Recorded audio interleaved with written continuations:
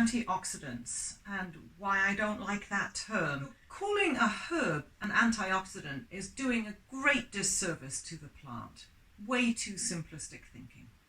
Unfortunately, in herbal medicine, we have started using that word antioxidant quite a lot, but it really doesn't reflect what the herbs do. In fact, it's quite diminishing to their power, because a herb will indeed donate an electron to quench a free radical.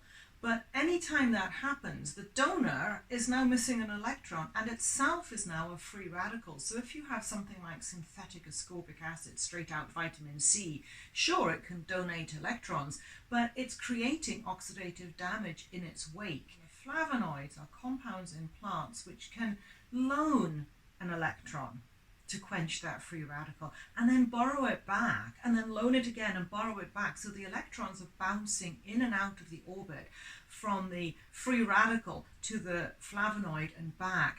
And this is happening so fast and so many times in a millisecond that actually neither party is ever fully oxidized or fully reduced. So this is called resonance stabilization.